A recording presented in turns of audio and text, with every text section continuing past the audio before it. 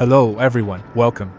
Today, we're diving into a new video format here on the channel, where we test classic games on Android emulators, specifically NetherSX2 and Dolphin, in the official version available on the website, not the Play Store version. If you enjoy this content, I can test other classic games as well, such as the Need for Speed series, Spider-Man, SXX007, Crash games, and much more. So if you want more videos in this format, leave a comment below. Firstly, let's address some issues I encountered with Dolphin. I spent several hours trying to find a way to play games in true full screen without stretching the image, and I searched various YouTube videos, but I couldn't find a solution.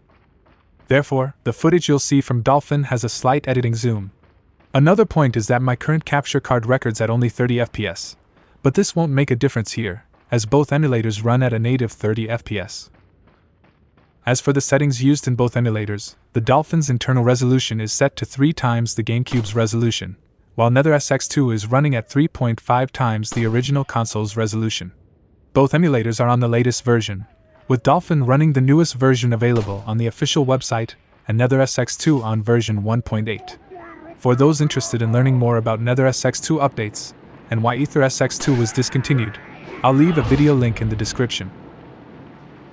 Another important point to consider is that the GameCube version is slightly superior to the PlayStation 2 version, with more detailed enemies, better crafted trees, and slightly better textures due to hardware differences.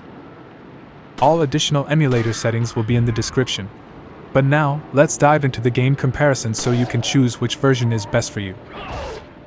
In the first comparison we'll make, during the cutscenes, it's noticeable that in Dolphin they are in real time, meaning you're seeing the polygons being rendered in real time.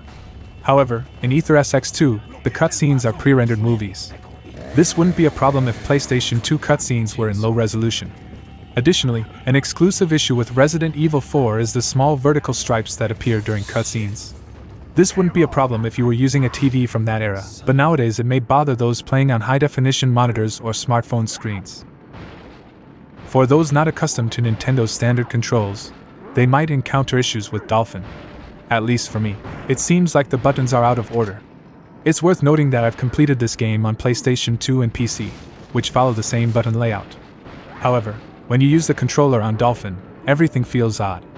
It's like you have to use the circle button to confirm all your actions and shoot with the gun. The buttons to enter and navigate the game menus also seem a bit confusing, but that's just a matter of getting used to it. Now, regarding performance, we notice that even when using a slightly higher resolution in NetherSX2, GPU consumption is lower, while CPU usage is slightly higher. However, I believe the difference in CPU usage may be due to what I mentioned earlier about how textures are compressed on PlayStation 2. For those unaware, the PlayStation 2 used software texture compression, while Dolphin uses a hardware texture compression method. However, here's another point to consider. The PlayStation 2's media has more than double the capacity of the GameCube's proprietary media, but this doesn't matter as much since the GameCube version comes on 2 discs, totaling almost 4 GB of data. Regarding particle effects, they seem to behave better on NetherSX2, with the environment even changing its lighting with a shotgun blast, while in the Dolphin version, this effect seems to be absent. And if you're enjoying the video so far, don't forget to leave a like so that the comparison reaches more people. And if this is your first time on the channel, consider subscribing for future updates. In these moments with many enemies and intense action, we reached the maximum of our emulators. While CPU usage was practically intense in both projects, the GPU performance required was double in Dolphin, with NetherSX2 using 32%, while Dolphin demanded about 75%. Therefore, keep in mind that actually improving geometry, textures, and character models can cost twice the GPU performance. To conclude, I'll mention some points about why to use each emulator. You should use Dolphin if you have a device with a lot of graphical power, if you're extremely demanding with textures and character models, and lastly, if you highly value the quality of cutscenes. You should use NetherSX2 if you have a mid-range device, if you're already used to controls in PlayStation layouts or PC games, and for the ease of getting the game running on your device. After configuring the emulator and BIOS, you don't need additional settings with the controls, unlike Dolphin, where you need to configure each button individually. And that's our analysis. Leave a comment about which game you'd like to know the best way to play on Android next.